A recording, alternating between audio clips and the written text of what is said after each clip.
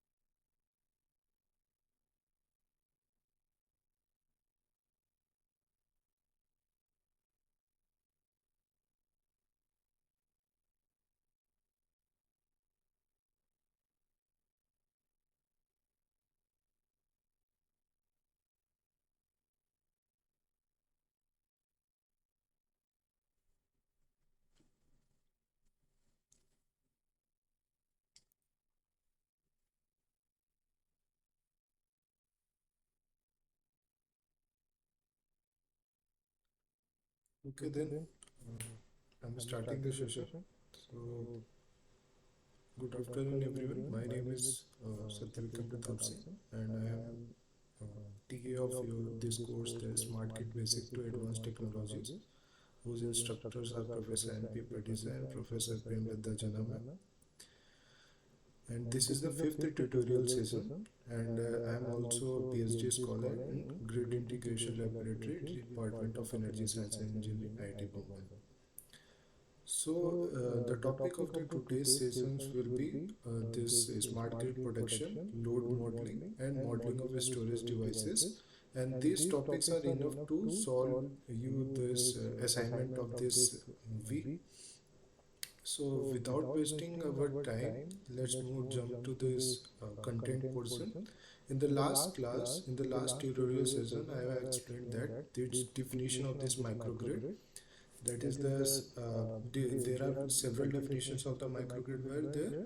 So I have defined using the standard definition used by this US Department of Energy, which defined the microgrid as a group of interconnected loads and distributed energy sources, that is DERs, with clearly defined electrical boundaries that act as a single controllable entity with respect to grid. A microgrid can connect and disconnect from the grid to enable it to operate both grid connected or islanded mode. In the last class, we have studied this, what is the effect of this grid connected system, what is the definition of this islanded system, and how they operate separately.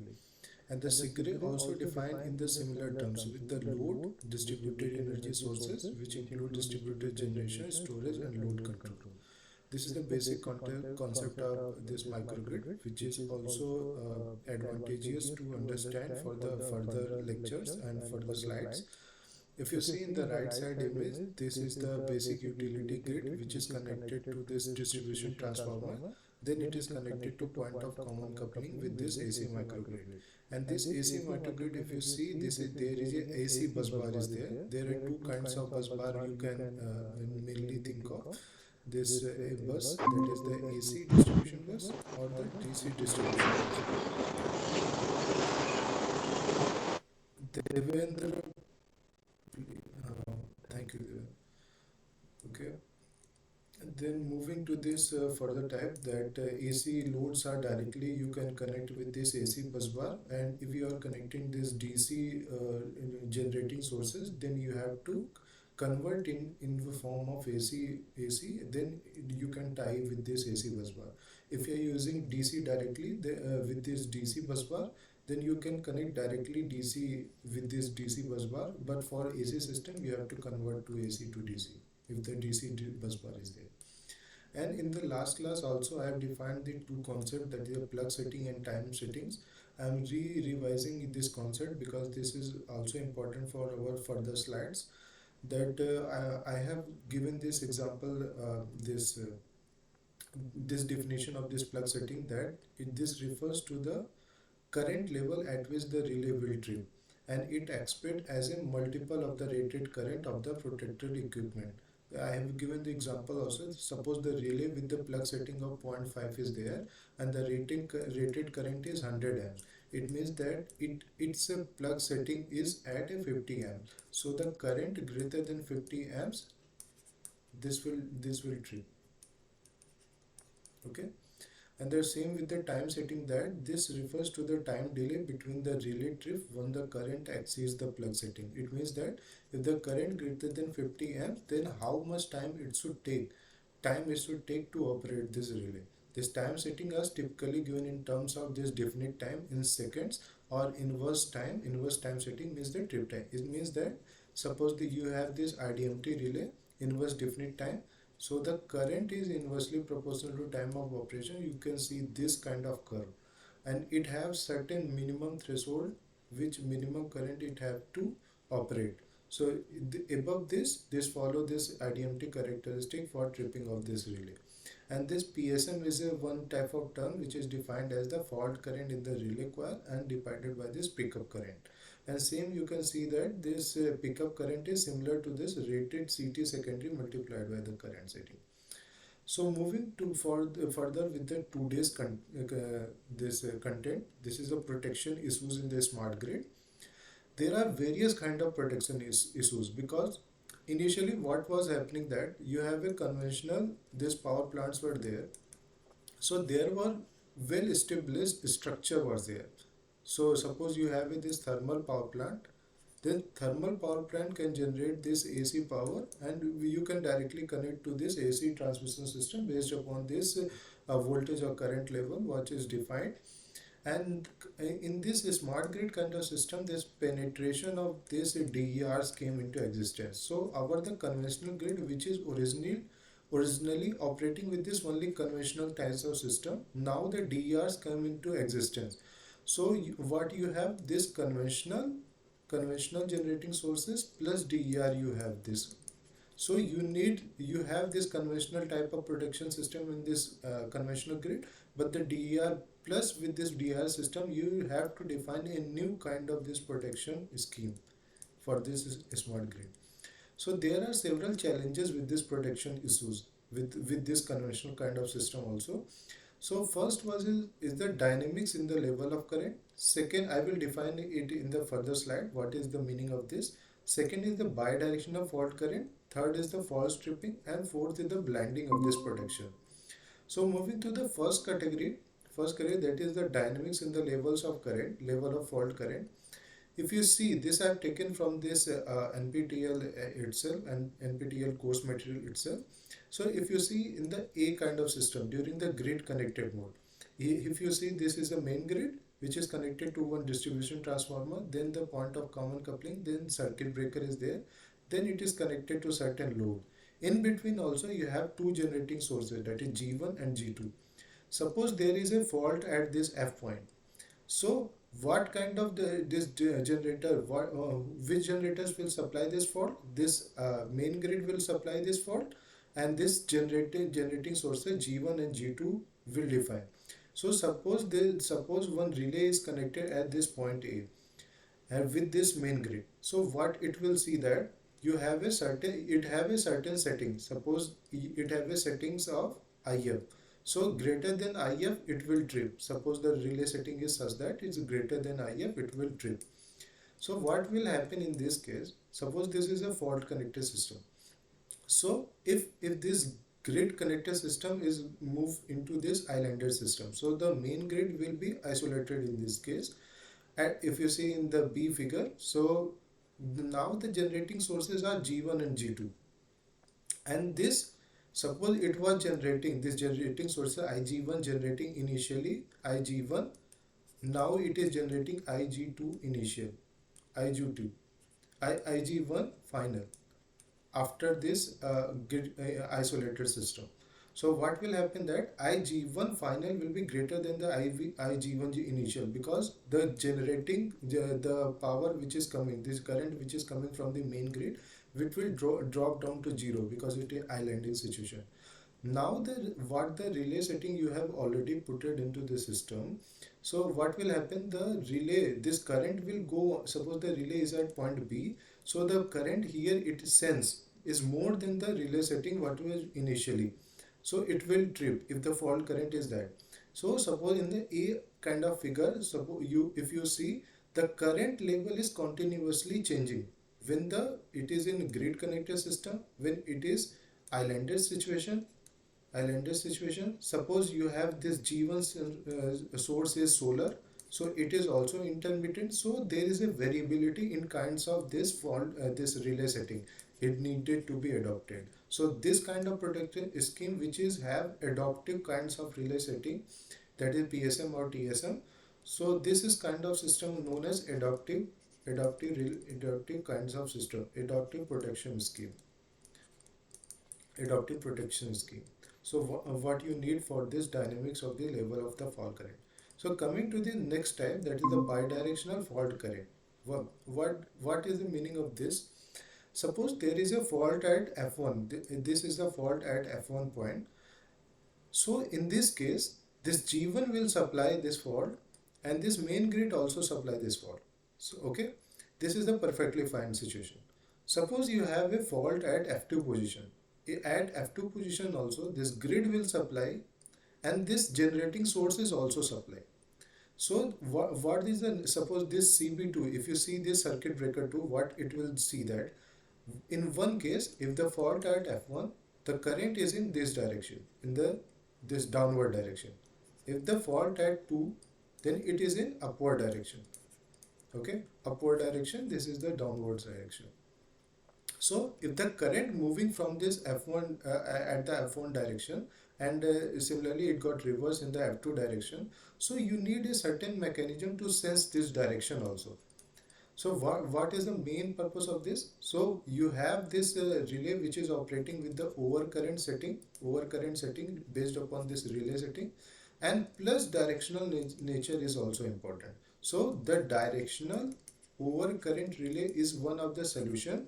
Overcurrent relay is one of the solution for this kind of fault, because if it is in a reverse direction, so it will sense the direction and it will trip in the same manner but without disturbing this healthy sections of the line.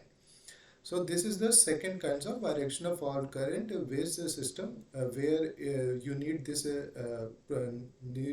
this advanced and protective adaptive kind of system for protection in the smart grid. This is the third kind of this possible protection issue, that is the false tripping. False tripping in what sense? Suppose you have this R1 and R2. R1 and R2 are the two relays are there which is operating for the protection of this feeder 1 and feeder 2. And this is the left side, you have a main grid which is connected to point of common coupling with these feeders. So if there is a fault at point A, if you see this fault at a point A, then this generating source G1 will supply through this relay 1 to relay 2, then it will supply to the fault, and in that case also the main grid also supplying this fault. So if you see this R1 relay, in this kind of system, this feeder 1 is actually healthy section. healthy section, and this feeder 2 is unhealthy section. So in what is the main concept of this protection system is that you should not interrupt this healthy section, only you should interrupt this unhealthy section. So if you are interrupting this feeder 1 also, what it will in such way that this G1 is supplying power to this load L. Now what is it is doing? This G1 is also supplying to this fault also in the reverse direction.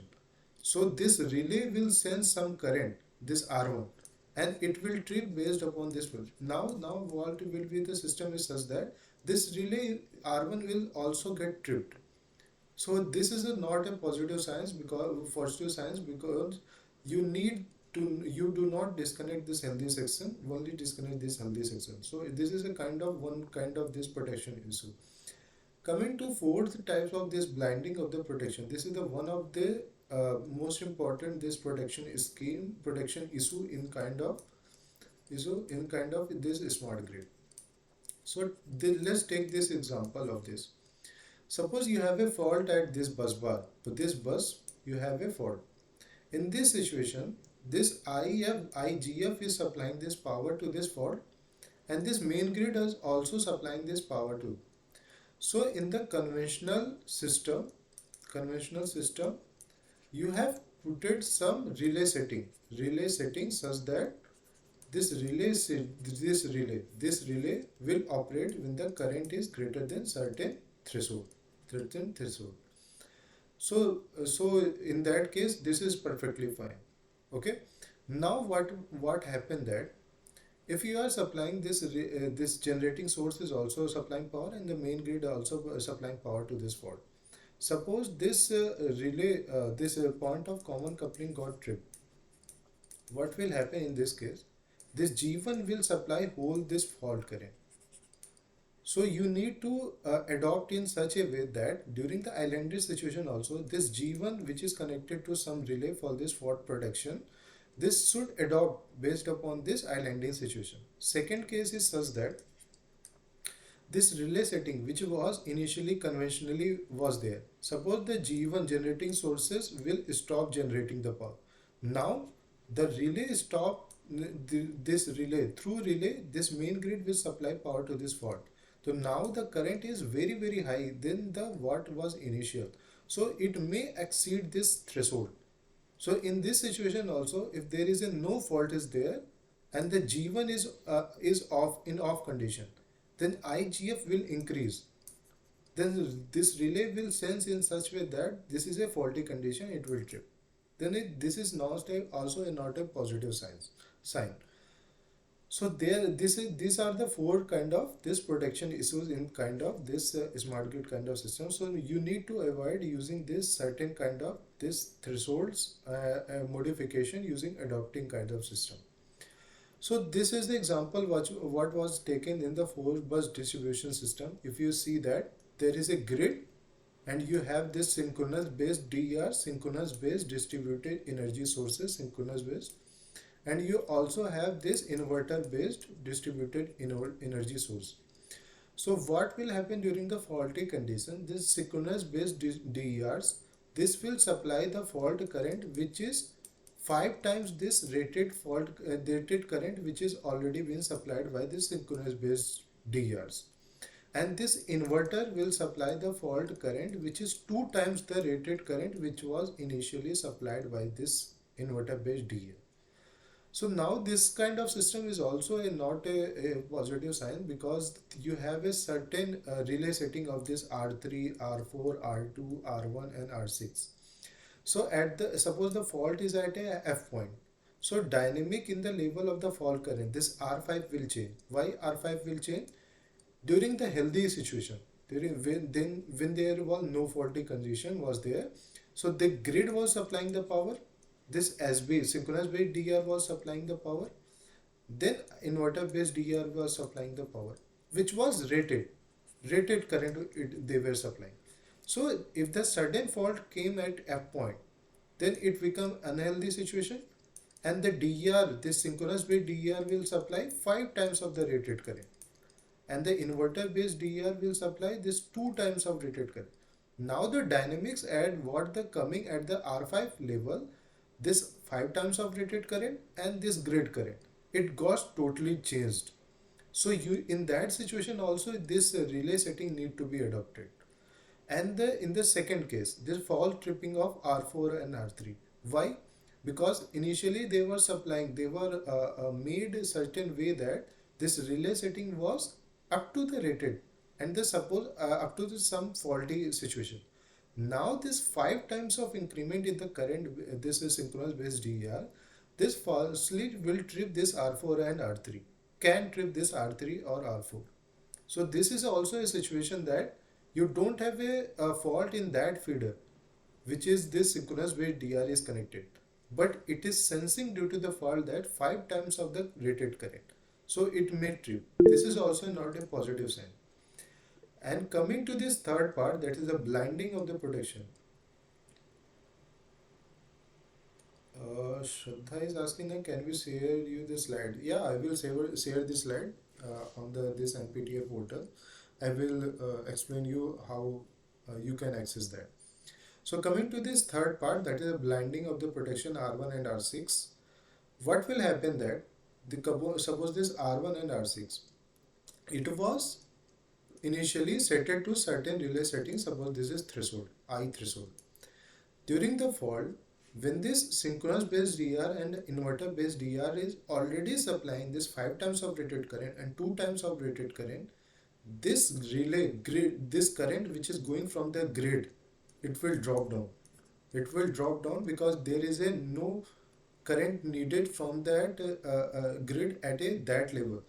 So this relay was set it such that it should operate during the faulty condition. But due to the decrement in the current, it will not operate. This relay R1 will not operate. So this will create a blinding of this protection of this relay R1, and same with this R6 also. Why with the R6 also? Because it is supplying 2 times of rated current. So this is also a blinding kind of situation when it should operated at a certain lower level, but it will operate during the second kind as 2 times of rated current. So this is this kind of system. This is the kind of issues created a certain system, so that it should operate with the adaptive systems. So the protection scheme which is currently implied, this is currently implied into this smart grid kind of system, that is adaptive protection schemes. You can see this schematic diagram is this microgrid with the control center. This is central controller is there. This microgrid certain control center, and which is connected to each relays through some communication channel. If you see that R1, R2, R5, R6, R3 and R4 each are connected to this microgrid control center. So what this microgrid control center will do, it will make the relay setting in such a way that it should operate only during the unhealthy situation, and it should not disconnect the healthy section during the operation of the fault. So this feeder to this feeder connected to inverter based DERs, it should not disconnected when the fault is in the feeder which is connected with synchronous based DER. So there are two kinds of system which are generally implied, that is the overcurrent based relay, where the IDNT kind of relay is being used. Suppose this inverse based definite time which have a certain threshold above which it should operate, and which decreases with the this time. This time of operation will decrease. This is the time axis and this is the current. So as the current increases, the time of operation should reduce. And second kind of system is directional relay. Directional in what sense? Suppose the phase angle between the fault current and the voltage is between the 0 to 180 degree. So this will operate if the 180 to 360 degree cases, which is lower than, suppose this is the level. So until this 0 to 180 it should operate, and below this 180 to 360 degree it should not operate. Okay. This is the main funda behind this proposed adaptive protection scheme. So basically what we have learned that certain protection issues are there. What is the solution? Solution is the adaptive protection scheme. So coming to one question based upon this direction and the voltage level, This is basically the previous year gate question. What and You have to solve this. I'm giving a few minutes to solve this. If you have any doubt in between solving this question, you can ask me in the chat box or open your mic. Please go through this question. I'm giving you 5 minutes to solve this question.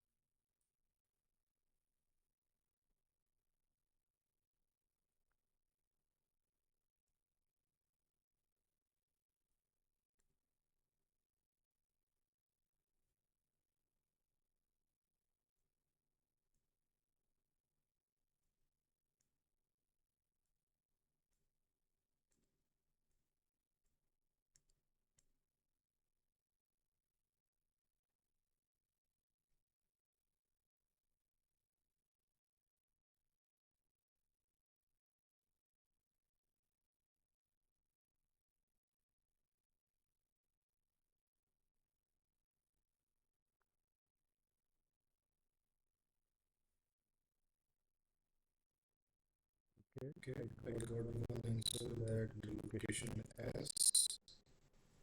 Okay, okay, let's wait for other people to solve. Please Please re-verify, re-verify, Shraddha, please please re-verify re-verify this answer. answer. I will I will explain that explain that when when this this directional directional relay will relay will operate operate with this what open range will relay, be how how to to just adjust that that. I I will will give give you you some some hint hint also, also, some some questions questions also also based based on on that. that. So So please please re-verify re-verify Shraddha this this answer. answer. Okay, Okay, I got the name the answer name that answer that location keep. location keep. Okay, Okay, let's wait let's wait for for some other other people people to to solve. solve. Living And live Rania, with Sidhana, Rania, Sidhana, Ritika, Bri. Ritika, Please try that. please try that.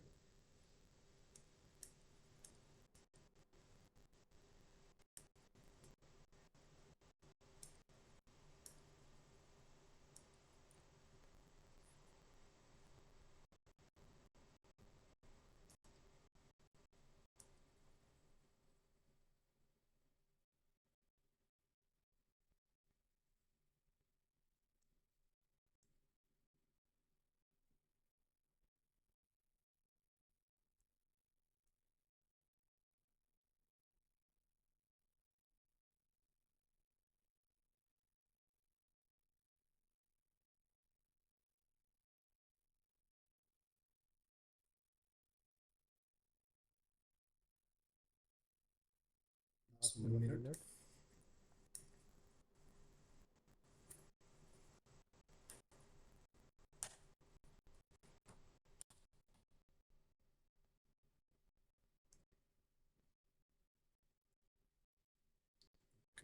Give you some Thank you.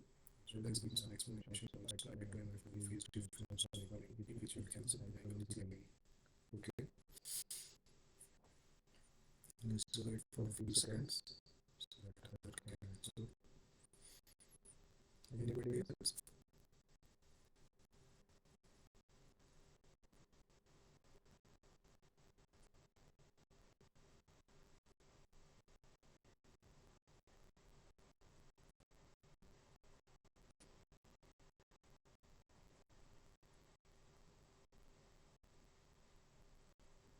Okay, let's jump into the solution part. Everyone, please see here that I'm explaining the two concepts which were very important. Take the new slide. There are two concepts for solving this question. First one, always see that suppose this is a reactive line is there and you have a one generating source and this is connected to one bus bar. So suppose this fault is occur at this bus bar. So the current will supplied by this generating source. So what will be the current? I. I will be this V, whatever the angle is there. Suppose this is a E angle delta and suppose this is V angle 0 degree. So what will be the current at this level? This is E angle delta minus V angle 0 degree divided by Jx. Okay. So it means that suppose this Jx term is coming in the below. So the what will happen to the magnitude level that E by x angle delta minus V angle 0 degree which was initially was there and one more term that is angle minus 90 degree.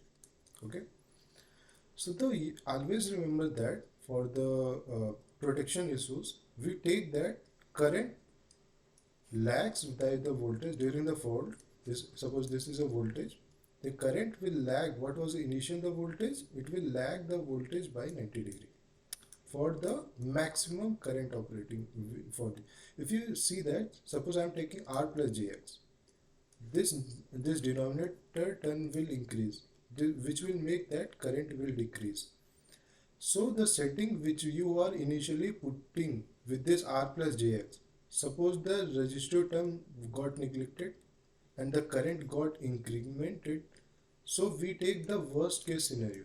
Worst case scenario is such that it don't have any damping feature so that the fault is at a very high level. So this is a current which is lagged by 90 degree. First concept. Second concept is always remember that this term, that is the current will lag during the faulty condition with the voltage by 90 degree. Always lagging nature. Okay. And also desynchronizing also and demagnetizing also, which you can all see from the standard book. Second concept is such that where to place directional relay and where to place overcurrent relay. Suppose I am taking one generating source which is connected to this double circuit line, and it is connected to certain loop. Okay, and you have a certain relays. This is R1 and this relay is R2 and this relay is R3 and this relay is R4. Suppose how to judge that which relays are directional and which are non-directional. This is a simple system. When the fault occurs and in between these lines or at the bus bar, so only thing is that you should disconnect R1 and R3. So there is no need to be R2 and R4 to be directional because there is no other generating source. Okay. Suppose I am connected one generating source as the bus bar, this R2 and R4 itself, and which is going to have a certain reactance. Suppose there is a fault at this bus. Okay. If the fault is at this B bus, so this generator which is G2 will also supply this fault. Okay. And suppose the fault is at this position, suppose this is the F1 position, then this G2 will also supply this fault at this point. Now the thing is, initially the line supplying the power happening was like this R1 and this through R1 and R2 in the forward direction, in the from R3 to R4 to the load in the forward direction. Now what is happening, this R4 and R3 will sense during the F1 fault condition in reverse direction. The current will be seen by this R4 and R2 in the reverse direction. So what is the solution for that? You should have a certain relay which will operate in the both direction. Okay, so it should faulty condition. If you see this, if the fault at bus bar B, then it will also trip. If the fault at F1 condition, then it also trip. So this is a kind of directional relay. Not with the situation with R1 and R3, because R1 and R3 will supplying it the power only in the forward direction during the faulty condition also. So there is no need to be directional at R1 and R3. So this is only simple overcurrent relay. And R2 and R4 will be this directional relay. Okay. Coming to the question by these two concepts, suppose before solving this type of question, always try to make a fault at a particular location where it is being specified. Okay. Suppose I am creating fault at P point. Okay. So what will happen that this generator will supply the power, and this generator which is connected, this is G2, will also supply the power to this at a P position. So now this current which is flowing in the I1 and I2 will be, both will be same. If you see that this G2 will supplying the power to this low fault condition, and this G2 is also supplying the power to this faulty condition. So I1 direction and I2 direction will be same. So if you see from the phasor, this I1 and I2 direction is not same. So this is not a condition that this is a fault is created at the point P. So let's take the other situation. Okay. Suppose the fault is created at this point Q. Okay. Let me erase this. Suppose the fault is created at the point Q. So what will happen? This generator, this G1 and G2 are there. This G1 will supply directly the power to the Q point. And this I2 is such that this will not take the power from this G1. Why? Because if you see the distance between this point, this Q to this generating point, it is very near. So as the distance decreases, this current is increased. So it will not flow from this I2 R4, then it will go to the Q. So now the situation is such that this G2 will supply the power to Q through this I3, and this G2 will also supply the power through the I4 and I2 to the Q. Now you can see that this I1 is in forward direction, but the I2 direction is reversed. Why? Because the G2 is supplying the power through this second line to the point Q, and G2 is also supplying the power through I3 in the first line to Q. So I3 is the same direction, because whatever the direction is given, that is the same what is the coming. So I3, I1 and I4 is in the same direction what was initially depicted. But the I2 direction is reversed, because this G2 is supplying the power at a point Q. So if you see that, and this magnitude of I1 is also greater. Why I1 magnitude is also greater? Because it is a lower distance as compared to this I3 and I4. Okay. So point Q is the correct answer. Why? Because it is coming the same direction as compared to the what was actually depicted. So let me make you understand by taking the other situations also. Suppose I am creating the fault at a yes point. Okay. Then see that what is the direction and what can be the magnitude at that particular situation. So let me erase this. Okay. Suppose I am created the fault at S point. Now what is the situation is that this G2 will supply the power to this current to this S point, and this G2 this G1 will supply the power through moving from the first line to the S, and it will also provide the power moving from this I2 I4 to the S. Now what will happen in this situation? The I1 direction is same as what is depicted. Okay. I2 direction is also at the same what is depicted, but the I4 direction in this case was reversed. Okay. it got reversed, and the I3 direction is similar. So the situation is such that only the I4 direction is reversed and the I3, I2, I1 direction is same, which is coming in the this graph also, this phasor also, that I this not with this phasor also, this I4 not, if you reverse this I4 to I2 and I2 to I4, then this kind of situation will be same if the fault is created at point S. Okay, so this is the basic funda that you have to, if you want to solve this kind of questions, you have to create a fault at that particular point and you have to see the directions, how this fault current is moving. So by this same concept, please solve this question. Okay, this is also on the similar pattern what I have discussed.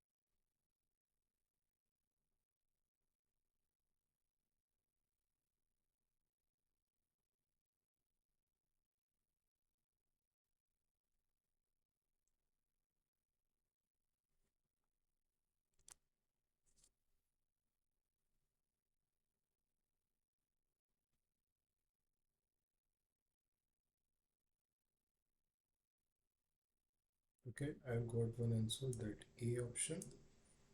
Okay, others also please solve. Gopi, please re-verify your answer.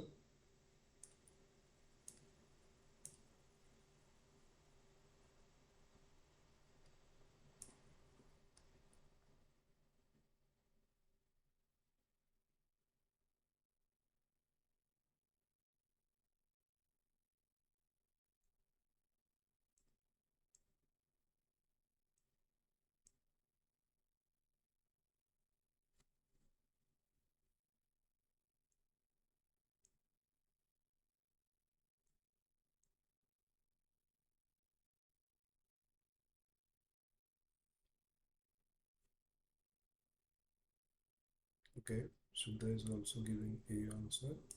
Anybody else? You have one more minute to solve.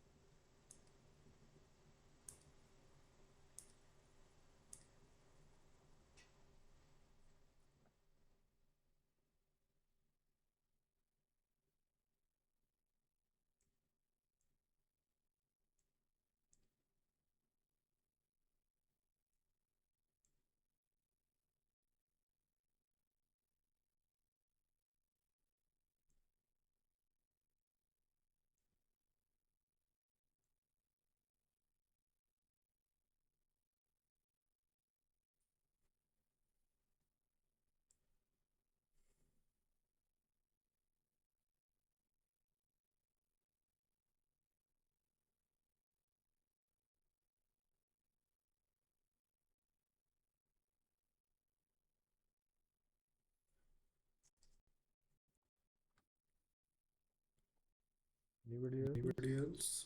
Kritika, Kritika, Devendra, Devendra, Karthike, Karthik. Karthik.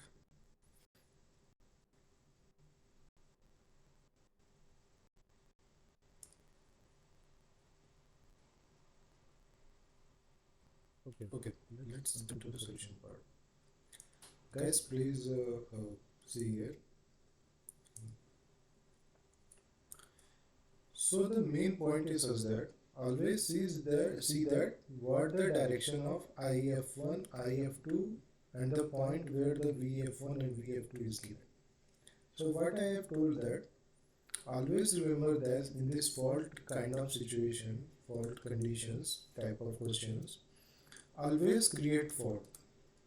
Always create fault at the points where it is given. Always create fault. Okay. Suppose in this question, I am creating fault at F point. Okay. What will happen? This A will supply this current to this F1 point, and the B will also supply the power to this current to this F1 point. So what you have seen that what I have told you, this current is always lag voltage during fault condition. So if you have this VF1 voltage, so current of IF1 will be such that like this. Okay. Same with this case with this VF this faulty condition. So but if you see that this IF1 direction, what is there? It is given in the right side direction. Okay. But the direction, if you see the fault coming from this B point, B, from the generator B to this point F1, that is reverse. Why? Because the direction which is given through this IF1 and IF2, it is different when the current is given. So now the current actual IF1 will be minus times of IF1. What is initially over there? In this case, if you see, now the current V, this VF1 will such that it will lag this IF1, which is there. Okay. So let's take the second example. Okay, it means that let's create the fault at F2 point. Let me erase this.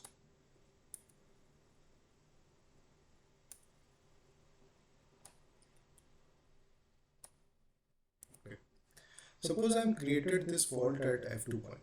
Now what will be the situation that A will supply the power to the current to this F2 point, and B will also supply the power to this point. Okay. Now the IF2 direction is same as the direction which was depicted. So what is the initial condition that VF2, this current IF2 will lag the voltage by 90 degree. It means it is a lagging region. And the IF2 direction is same as the what is being depicted. So in this case, this IF2, this VF2 will lead this current by 90 degree, or it is a leading nature. So VF2 will lead by IF2 and VF1 will lag the IF1. Okay, this is the C option is correct. Always see the direction of the what is given and what is coming. Okay, always create the fault, and always remember that the current will lag the voltage during the faulty condition by 90 degree or lower than that, but always a lagging nature. But the direction, if you see if it is in reverse direction, it will become the leading. Okay.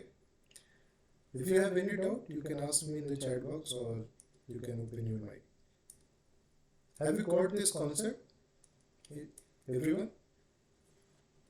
Please write also in the chat box that got it or something. Yes or no. Have you got the concept? This both questions concept. Any response? Okay. Okay, these two concepts are very important for understanding the creation. Where should the relay should be placed? So this is the next question based upon this time setting multiplied is TMS and T. Please read the question. It's a very simple question. Only you have to put the values and get the answer kind of thing. Solve this numerical.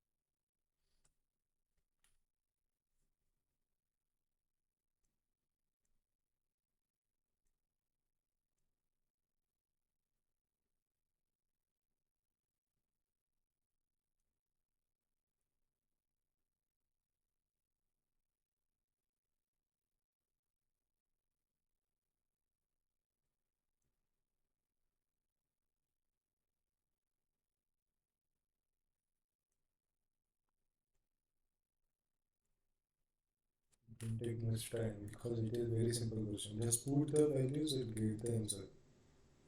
Kind of thing.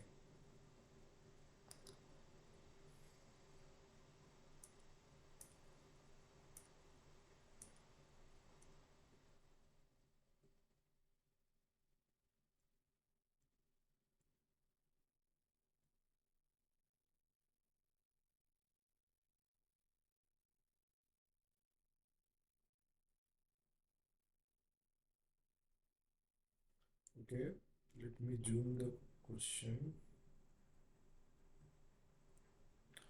Now it's visible.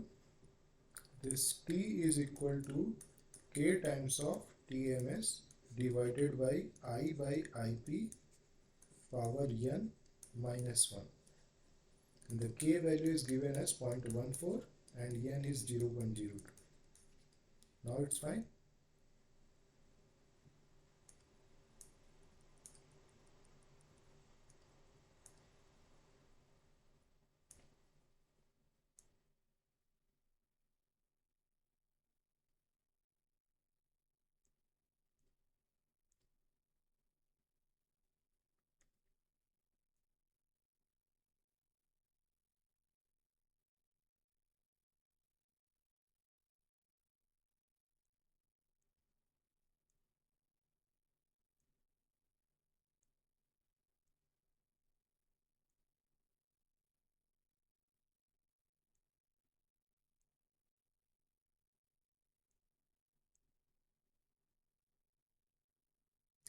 The answer,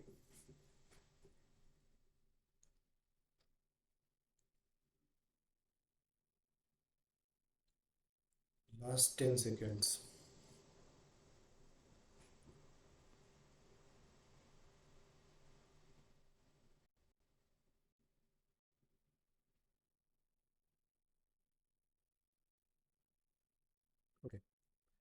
Okay.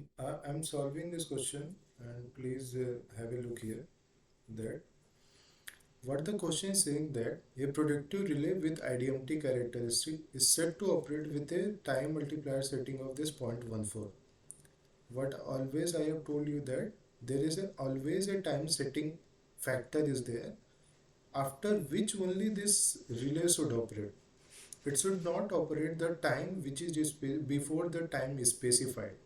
Okay, and the pickup current setting is IP. It means that the current which is greater than the IP, then only this relay will operate. There are two kind of system, that TMS and PSM, time multiplier setting and the plug setting multiplier. And the fault current in this case is 500. So what is it is asking, that time of operating of the relay. First question is, how we come to this solution, that this is the only equation, this is the equation what is which relate this TMS and IP.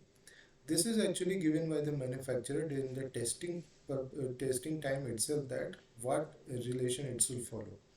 So based on that, we set up this K factor and this IP factor, pickup current and K factor, which is in our hand. Based upon that, this T setting is implied. Okay. Here what is given, that K is 0.14 and N is 0.02. It means that if you put here this K value, the 0.14 and the N 0.02, and the I what is given, the fault which came at 500, and the pickup current is 100 amps. After that you will get this time. If you see in the solution part also, I have written here, it is coming at 0.132 nearly. Okay. So only thing is that I wanted to tell you, that this n factor, n is 0.02 for this IDMT relay. First thing.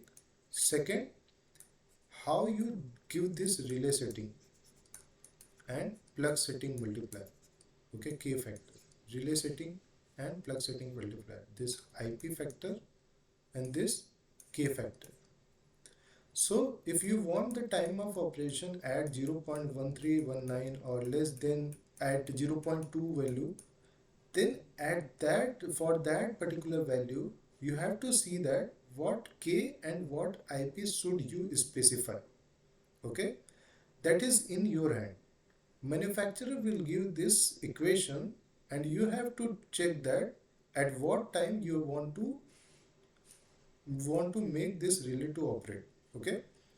So in the adaptive kind of system, adaptive relaying settings, this K and IP factor is always varied based upon the conditions. Okay. So this is the most important thing that you should remember, that this N is 0.02. Second is that relay setting IP should in your hand based upon the time of operation which you want, and the PSM what you specify. Okay. And in adopting relay this factor got varied.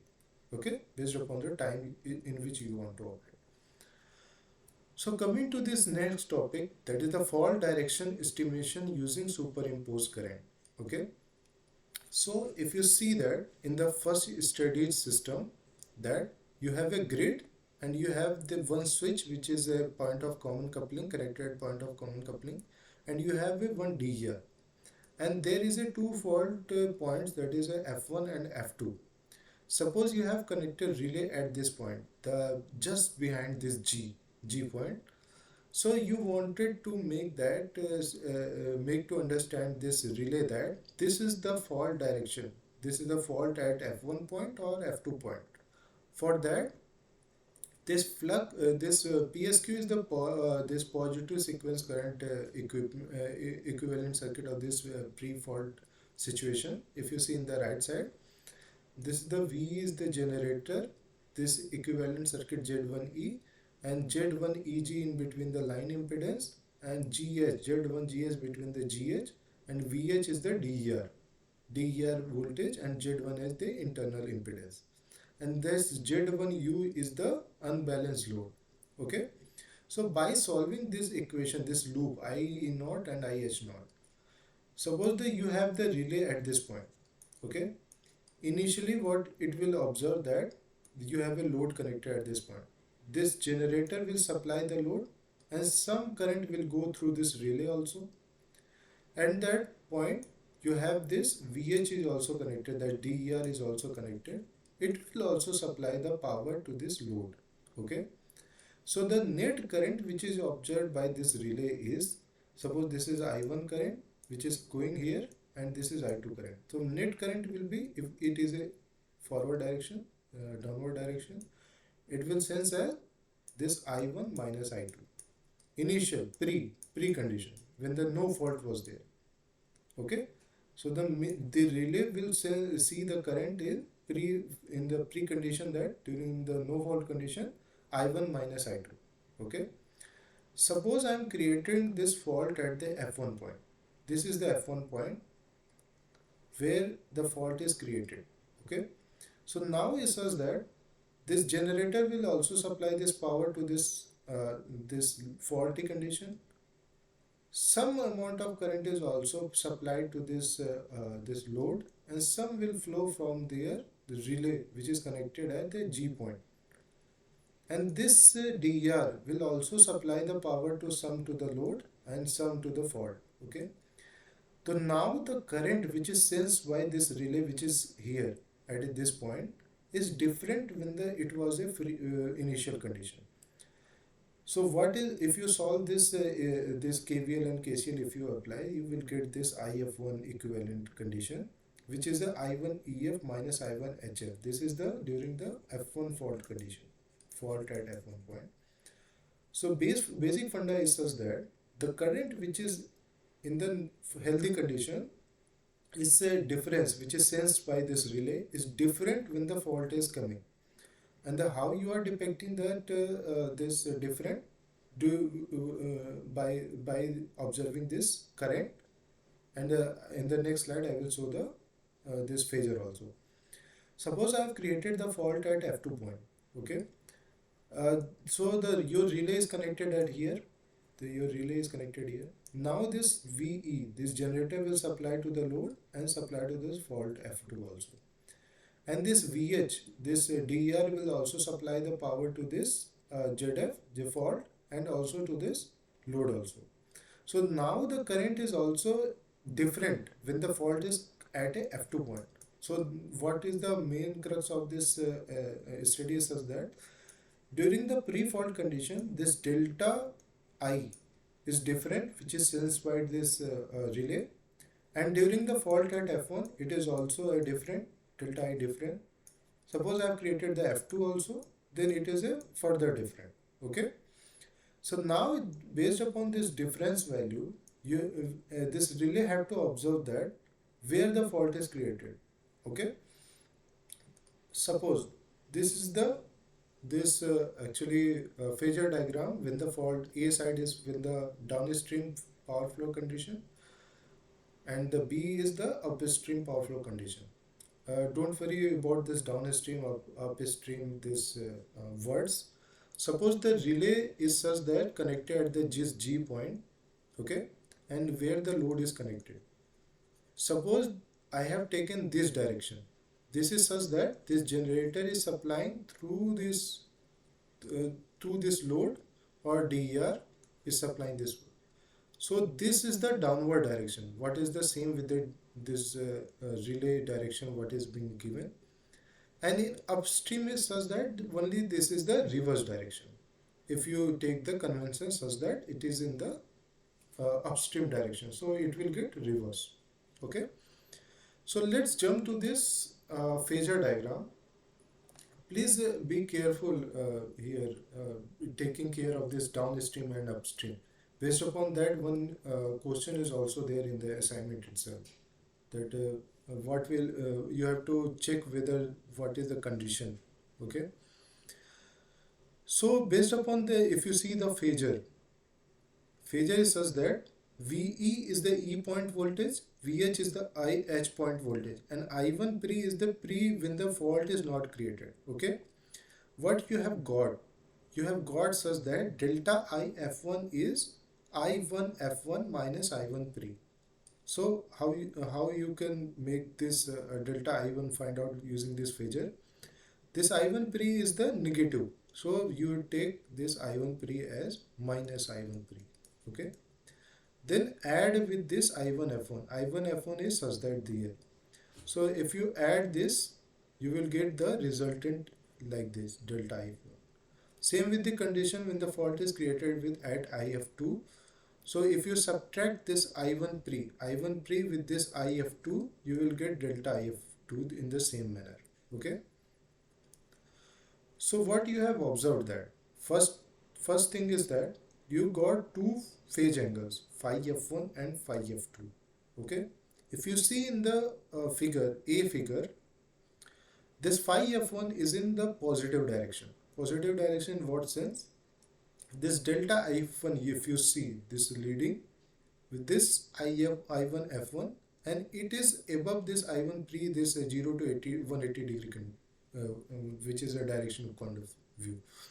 So this is a positive kind of thing. This if the fault is created at F1. If the fault is created at F2, it will lag here in the 180 to 360 direction. So I will say that it is in negative direction. So what do you mean by that? So the relay which is connected at the G point, okay, if the fault is created behind of that F1, the phase angle it will see it as positive. If the fault is created at F2 point, it will see in such a way that it is negative. So based upon this phase angle, it will sense that the fault is created behind the relay or the front side of the relay. Okay, this is the main crux to decide whether where the fault is created, fault occurs. So coming to this B part, this right side image, if you see the for upstream power flow condition, only thing is that you should reverse this I1 pre direction. Why? Because the convention I have taken the I1 pre direction is negative what is I have taken in the downstream direction.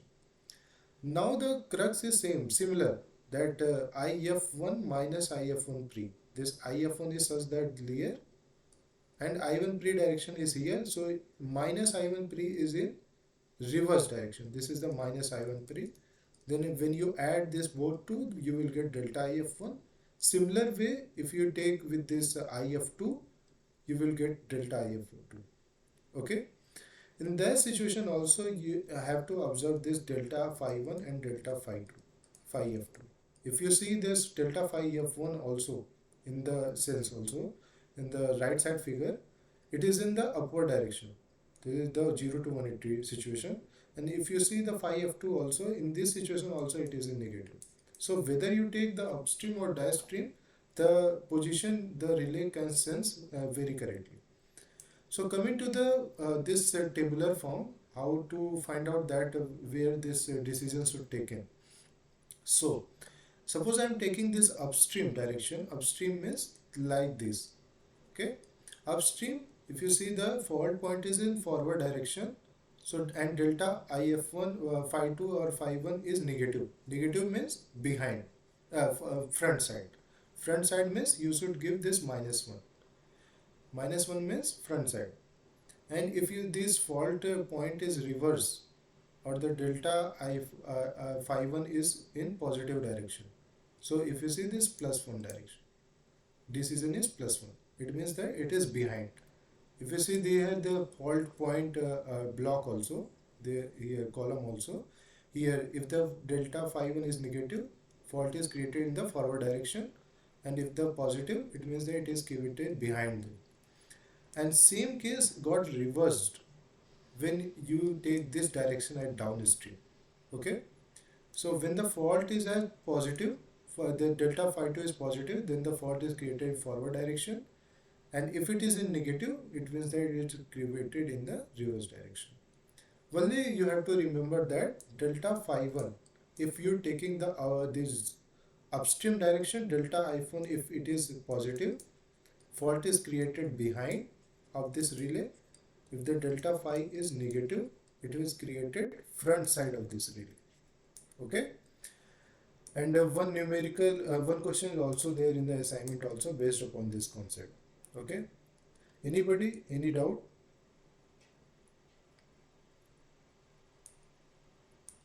Any doubt in between up to this slide? Okay, if you don't have any doubt, let's move to the further point. I have two numericals for you to solve. Please solve this question. This is also one of the important what I have discussed in the directional and overcurrent relay. Solve this numerical.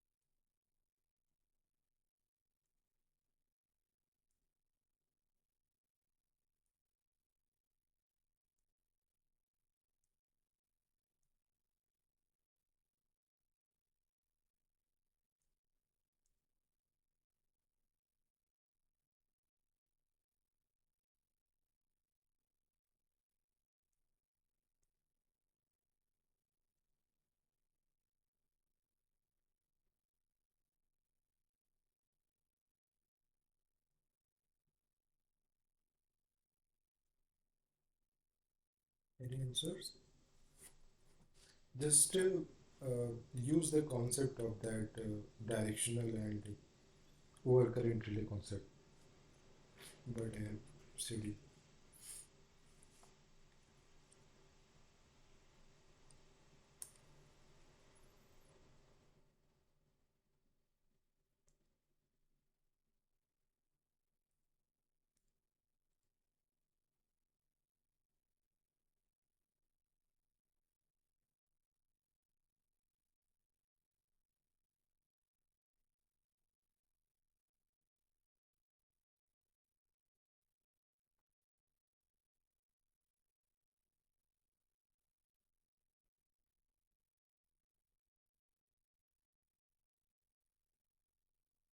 Okay, I think some of you are facing problem to solve this question.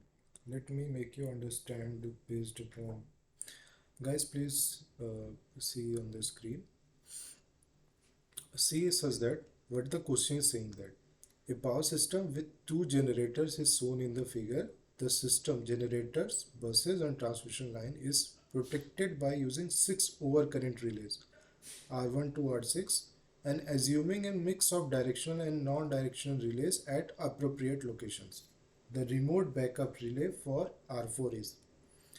So there are one concept is that primary protection and second is backup protection. Backup protection. Okay.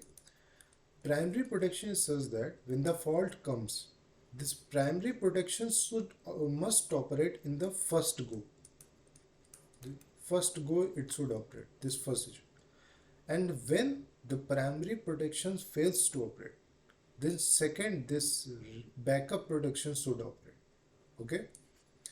When the first this a primary protection fails, then backup protection will operate. Okay. This is the same situation with this R4 also. R4 got failed to operate, but if the fault is created at this point, then R4 should operate to disconnect S2. Okay. Now the second concept. Second concept is such that in these 6 relays, identify that how to identify that which relays are overcurrent and which are directional. Okay. So for that purpose also you should create the fault at the multiple places. Okay. Suppose I have created the fault at this bus bar. Suppose this is bus bar A. I have created fault at this point. Okay. What will happen in this situation? This S1 will feed the power at one flow. Okay. So this R1, R3, R2, R4 in what sense? In the S1 sense will not operate. Okay. So only the S2 then will give this power through two lines. This first line and through this way. Okay. Now this first thing, this R6 will sense that in the first go that the current got exceeded what is initially desired. Okay. This R6 will operate first. Okay. So R6 direction, if you see, this is the one direction. Okay. In that direction only it can give this, it should operate. Okay. Now this R1, R3, R2, R4, if you see, then there is a no situation came where this R1, R3, R2, R4, R5 should operate. Okay. Because the R6 got initially operated and this disconnected this S2. Okay. And we have observed that this R6 is overcurrent relay. Okay. Because it is sensing that in the same direction that it have taken the power and it got disconnected. In this second situation, suppose I am creating the fault at R1 and R2, between R1 and R2. Okay. Here what will happen? This S1 will supply the power through this, and this through R3 also it can supply power to in this. Okay. And S2 can also supply this power through this R2. In the normal operation, what was happening? This is the main funda that this is connected. Suppose there is a load. So it is going from here, and from here it is going to the loop. Now if you see this R1 and R3 direction, it is the same direction what was initially, in the same direction what how it is giving the power. So there is no need of R1 or R3 to be directional. Okay, it can be over current because only it have to sense that the current is higher or not. But if you see R2 and R4, the direction of this R2 and R4, it is different what was initially supplying to the load. So this R2 and R4 need to be directional to disconnect during this faulty condition. Okay. So what about this R5? If you see the direction, it is same direction what is created. Okay. Suppose let's take a one situation.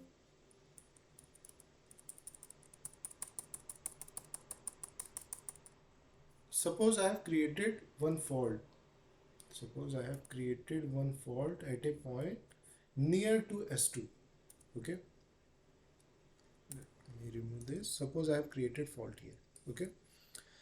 This is R6 is behind of that because it is a overcurrent. It will not sense because S2 is supplying the power, and this S1 will also supply this power. Normally what was happening, this S2 is supplying power to the load, so R5 direction is in this direction. Okay. Now when the fault is created behind this R6, so now this S1 will supply also this power to this fault.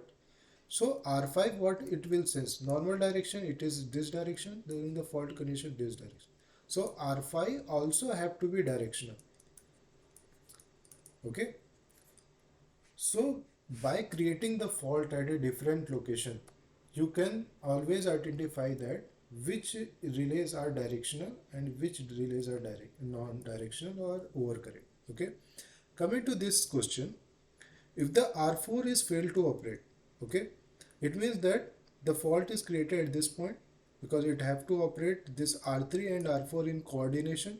Okay. So R3 and R4 will operate at a same time to disconnect that line, to disconnect this unhealthy part, same time.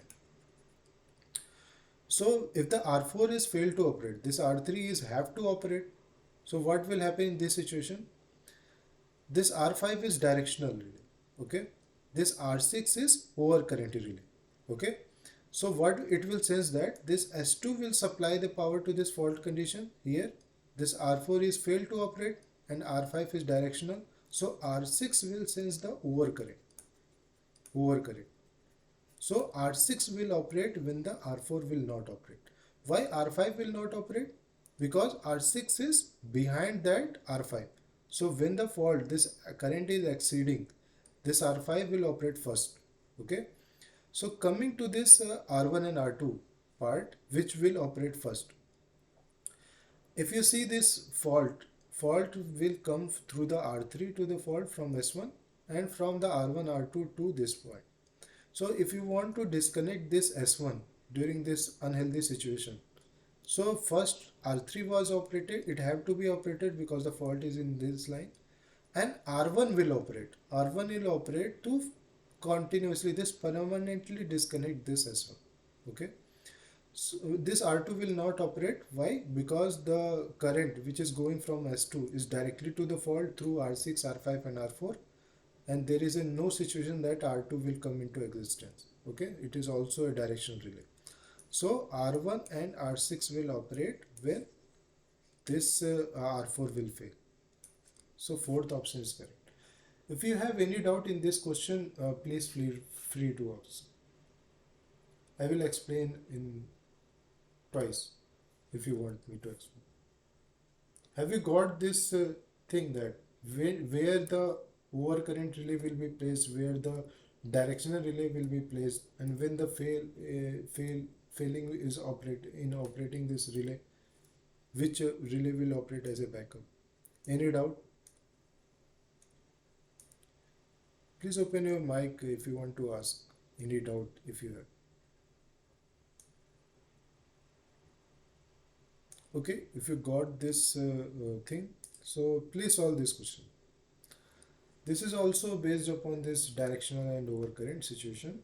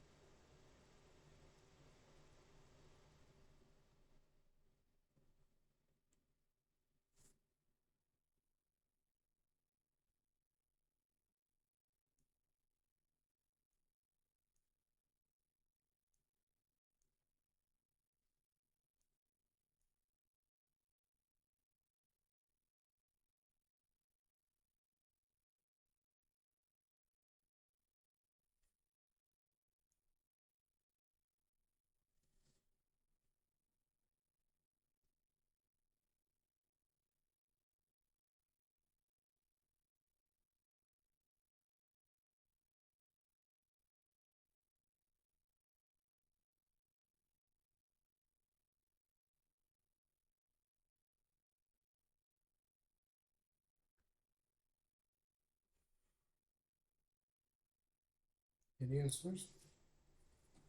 That is simple question based upon what I have taught, based upon the overcurrent and directional.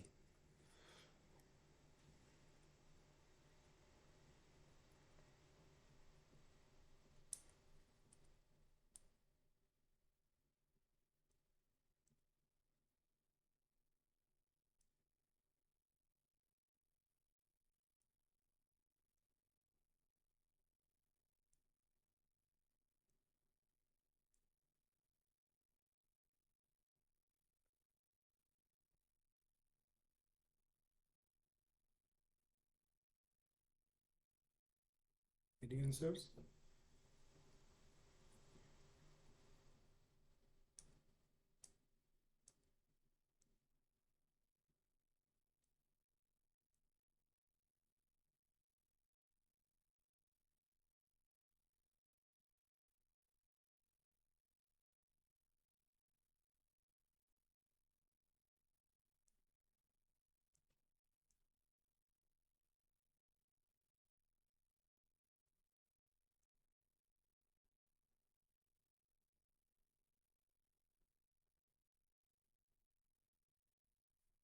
Anybody?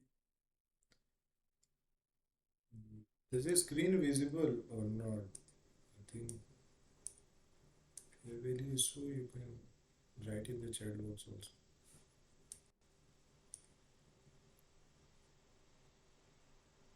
Gurvi, Gurvi, Amrita, Amrita, Karthik, Karthik, Pranyam, Pranyam, Devendra. Devendra. Any answer?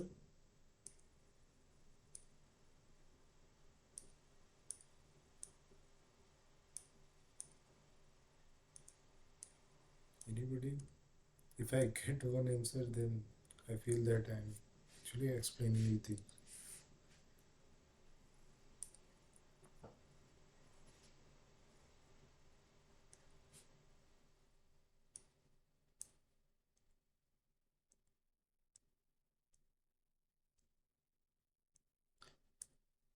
Okay, let's let me solve this question.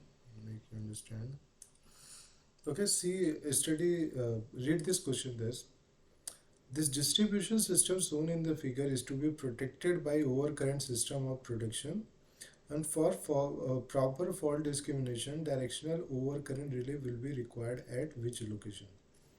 So what I have told you initially, that directional relay where you have to place. So for placing this relays, where to place, just create fault. Just create a fault at a particular place and observe that where to place the relay. In between relay you have to create a fault. In between 1 and 2, suppose I have created fault at this point. This 33 kV line will supply the power to here, and this also 33 kV will supply the power.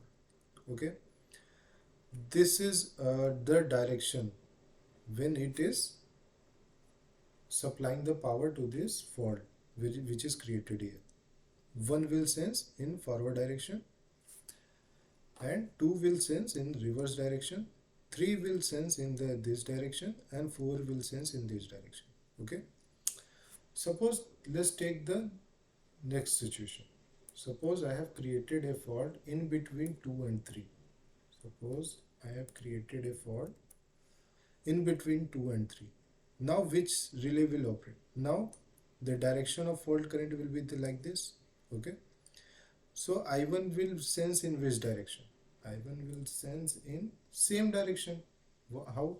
This is also sense the direction in this direction, and I2 will sense in the reverse direction, and 3 will sense in the same direction, and same with the 4. Okay, now let's take the third case. Third case is such that I am creating fault at between 3 and 4. Okay, in this situation the 33 kV line will supply here, and this will supply like this. Okay, now I1 will sense in the same direction. Now the I2 will sense in the reverse direction, and I3 will sense in the other direction, and I4 with the same direction. Okay, now observe the directions which I have given. If you see the one direction, it is same in all cases. If you see the two direction, this R2 direction, it is Sometimes it is a sense in the one direction, some in the reverse direction. Same with the case with this R3 and R4. If you see, it is the same direction. So by this observation you can say that R1 and R4 are only one direction, so it can be overcurrent. And if you see this R2 and R3, if you see, this is the directional relay, because it have to sense the fault in the one other directions. Okay, why I have not considered the R5? Okay, let's take this also into consideration, that why I have not taken consideration of this R5.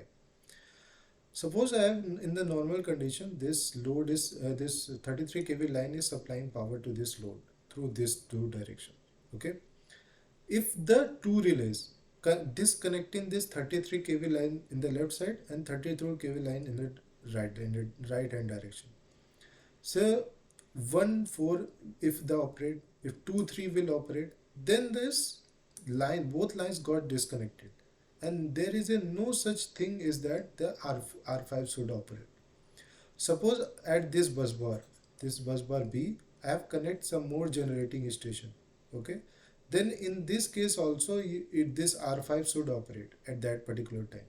Okay, if the fault is created at the load side. But here there is a no generating source at this bus which is connected with this load, so there is a no sense of R5 to operate. Okay, so which will operate in this case? This overcurrent will required at which location? R1 and R4. Overcurrents are required at R1 and R4.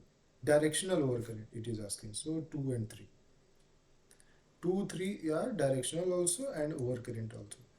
So for solving these kind of question, always create a fault and see the direction, and the whose direction is not changing, it means that it is a only overcurrent relay. If the suppose certain direction are changing for certain relays, then it is a overcurrent direction overcurrent relay.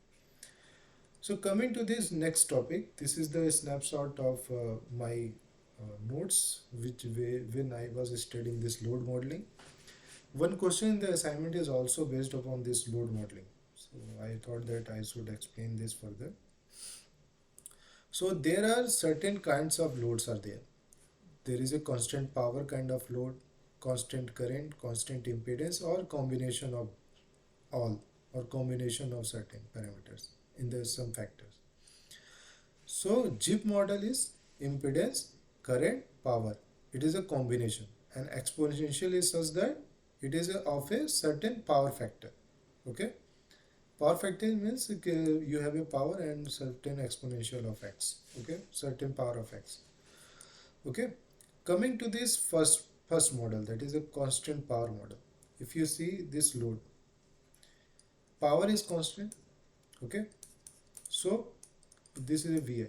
If you increase the current in this kind of load, the voltage will decrease to maintain the constant current, constant power. If the current will decrease, the voltage should increase.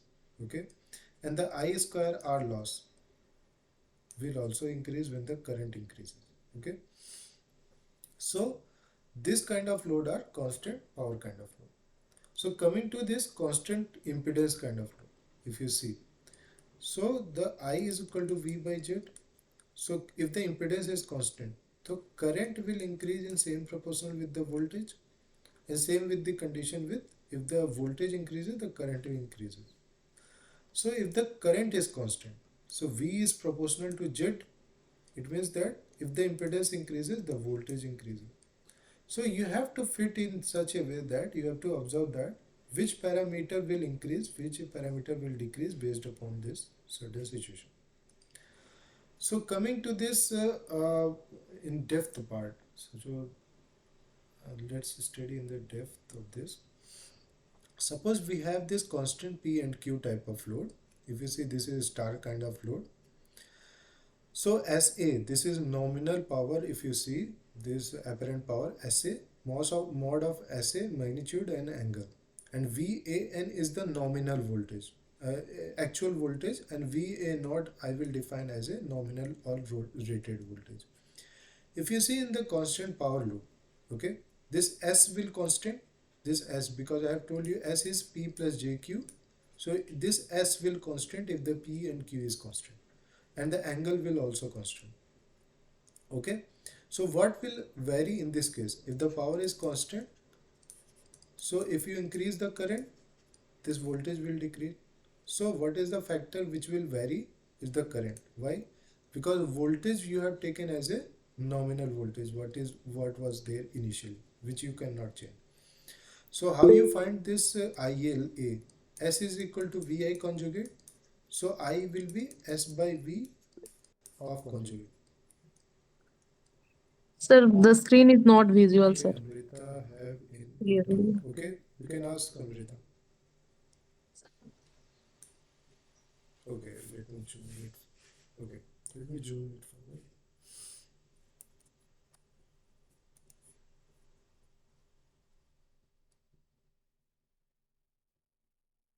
Yes, sir. Now it's fine. Okay. So this is what I have explained, that the constant power and constant current. And moving to this further slide, which I was explaining, that this constant P and constant Q. Okay. So what I have told you, that this S is equal to P plus JQ, which will remain constant.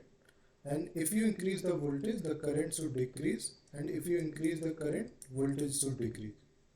Voltage will decrease if the constant power is there. So how you find out this ILA? ILA is S is equal to VA conjugate. So I is S by V times ka again conjugate. We will get this S by V. Okay. So same factor, this current can be found out there in this constant power kind of load. Okay. Coming to this, constant current kind of, constant voltage kind of load, constant impedance kind of load. If you see that SA is SA mod of SA theta A, this is a nominal rating of this load. That is, it will consume this SB, SC, SC. But if you see this Z is constant, it means that I is proportional to V. As the voltage will increase, the current will also increase in same factor. Okay. And this SASB and SC and VAN, VAB and VCN are the nominal, this rated, actually operating real voltage and real power. Okay. And VA naught, VB naught, VC naught is the rated values. So this ZA, which is constant, is calculated based upon this rated values. That is, what will be this? S is V square by Z. So Z is V square by S. S is conjugate. Same with this. Okay. Because S is V I conjugate. I is V by Z. So V conjugate is mod by V square and Z as a. Okay. S is conjugate. Okay. Same with this. If you see this SA conjugate, SA will conjugate with mod of SA angle minus angle delta. From these values, you can calculate this ZA, ZB and ZC. From that, you can calculate this, what will be the current at that particular situation, in the constant impedance kind of it. Main funda is such that impedance will be constant, and which is calculated based upon this nominal voltages and and the rated power. Okay. Which will be fixed, but the current and voltages will be not fixed. So coming to this constant current, you have to remember that the magnitude of the current can be constant, but the phase angle will differ. Phase angle will be differ in this kind of load. Okay, let me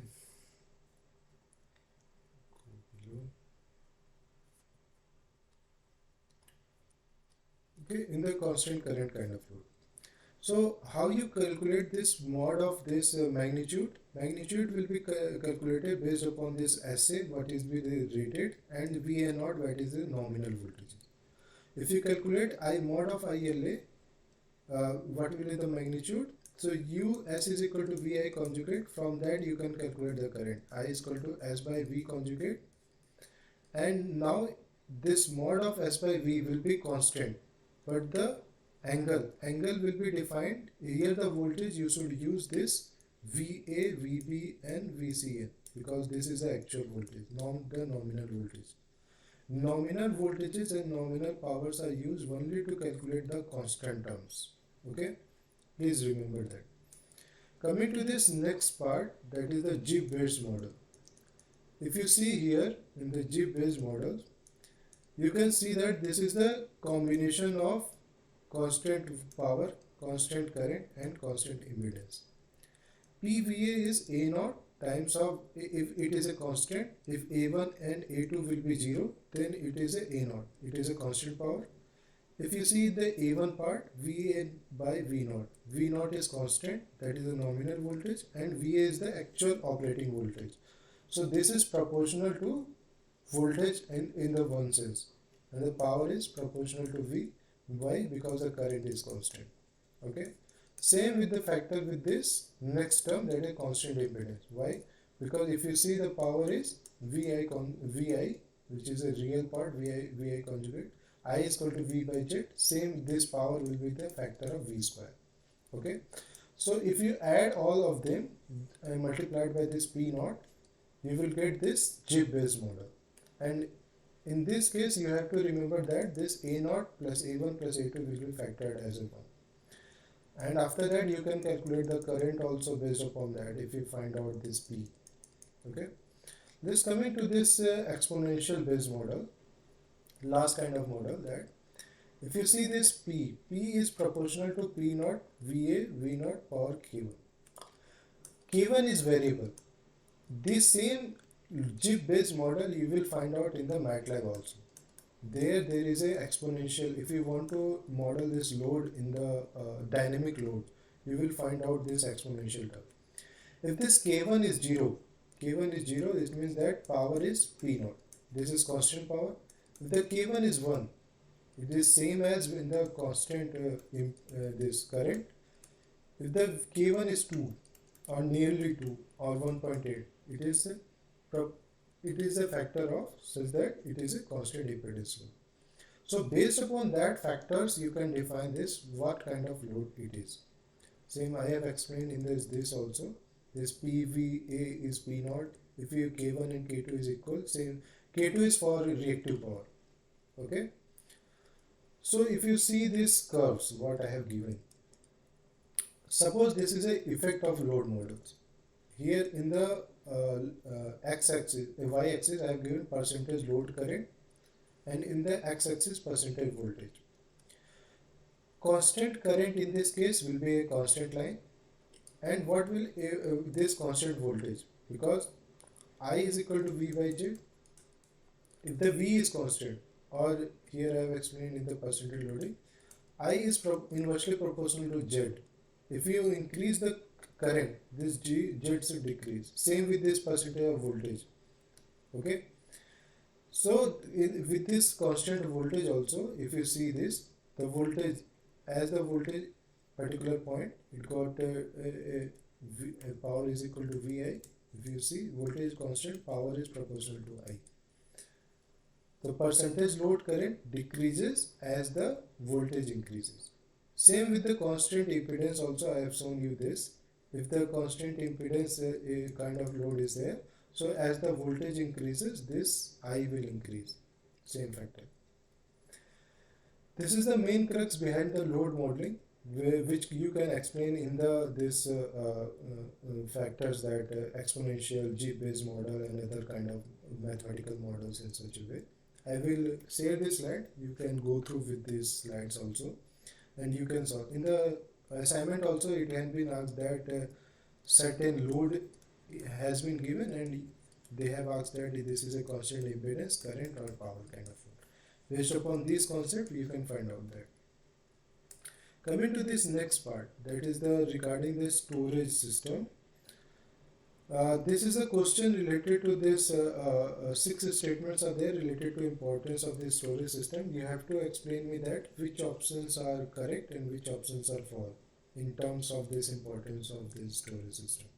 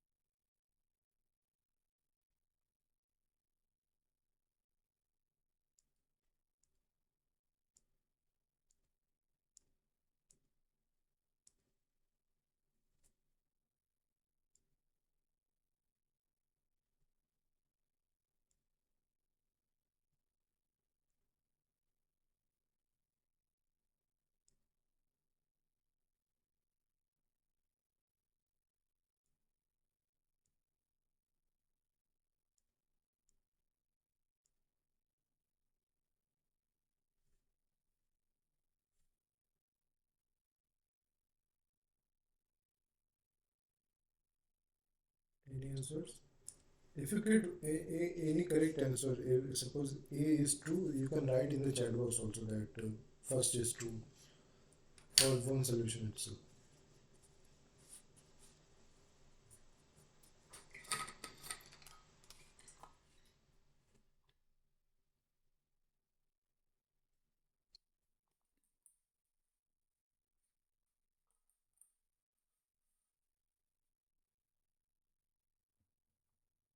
Group is saying A is true and B is false.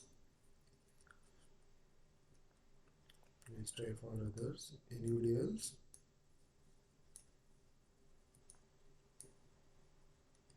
God said this is true, this is false. Anybody else?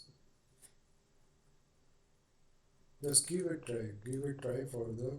Okay, C is true. He's saying 3 is true.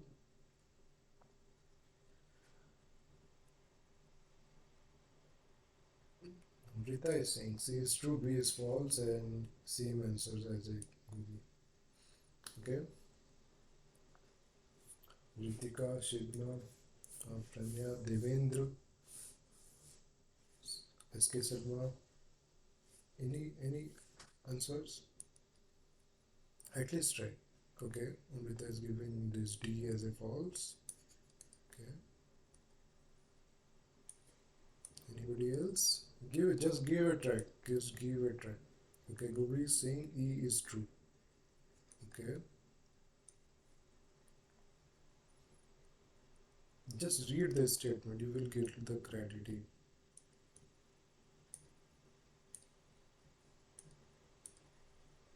For F.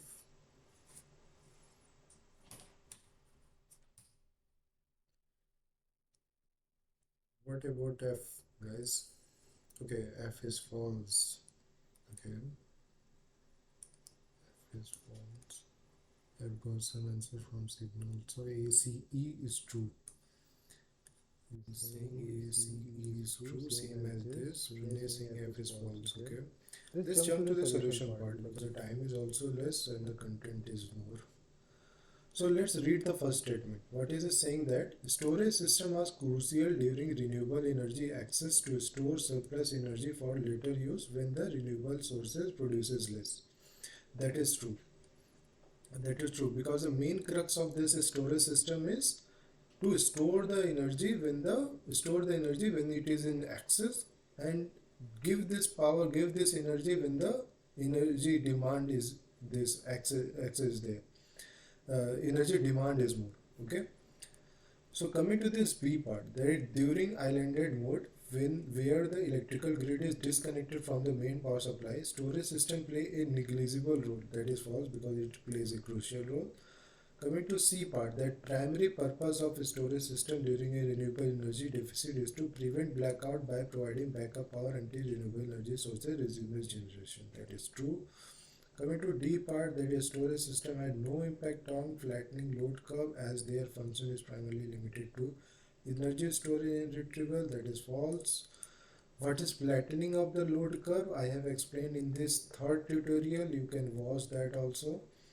And coming to E part, that is the storage systems are instrumental in smoothing out fluctuation in power demand by releasing stored energy during peak demand period, thereby helping to flattening the load curve. That is true. Coming to F part, that in the region heavily reliant on the renewable energy, storage systems play a minor role. That is also false. It plays a crucial role in ensuring grid stability during the period of this renewable energy shortage. Okay, that is false. So the answers of all of you are correct. So coming to this types of storage system, there are different kinds of storage system are there: mechanical, electrochemical, thermal, electrical, hydrogen based storage. In the mechanical, you can see this pump storage, pump hydro energy storage, which I have explained in this one of these sessions also. The gravity storage technology, compressed air energy storage based upon this pressure, flywheel based upon this half j omega sm square, And coming to the electrochemical, this lead acid batteries are one of them. Flow batteries, high temperature batteries, this zinc based batteries, zinc air, and what is the currently, that is the lithium ion batteries. And what the India is mostly focusing on, this aluminum air batteries, and the where the research is mostly dominating the sodium ion, sodium ion based. Why? Because the sodium is in excess amount in the ocean also, but if you can extract that. Coming to this thermal part, this sensible molten salt, chilled water, latent ice, phase change based material, PCM based material, mechanical people know this. Thermochemical storage, electrical we have a supercapacitors and this super magnetic energy storage systems, and this hydrogen based storage. India is mostly dominating, not dominating means research is mainly dominating. If the energy kind of research is there, the hydrogen based, and the government provide incentives also for this R&D projects. Okay, this is power to power, fuel cell based, and power to gas. Okay, in the EVs also the development is mostly they are focusing on if the lithium ion get if you can remove this burden on this lithium ion, the hydrogen can be one of the solution, or other kind of batteries also can one of the solution. So based upon that, the what is the key deciding factors of this battery storage system? There I have given this 7 statements, and you have to tell me that what are these key deciding factors, features for this deciding which battery storage system you should need for your particular application. You have to tell me that which statements are true or false in this scenario.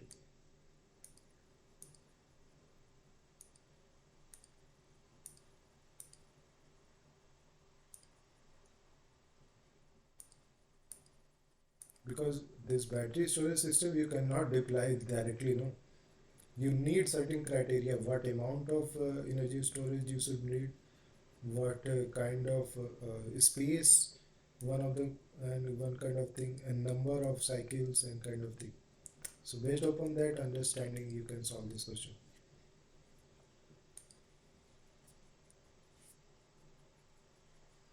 Okay, so you guys saying all are true. Anybody else?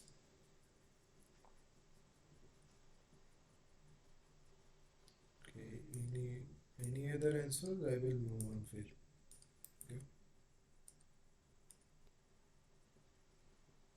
I need one more answer to move.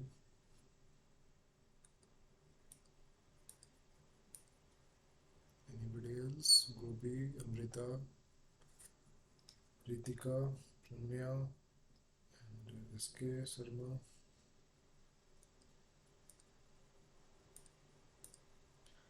Okay, I got one answer. Ishi is false. Okay. Okay, let's go to the solution part. Okay. Actually, all the statements are correct. This I have taken from the NPTEL, that booklet itself. Not booklet, that is the PDF what is being shared. So let's read this statement.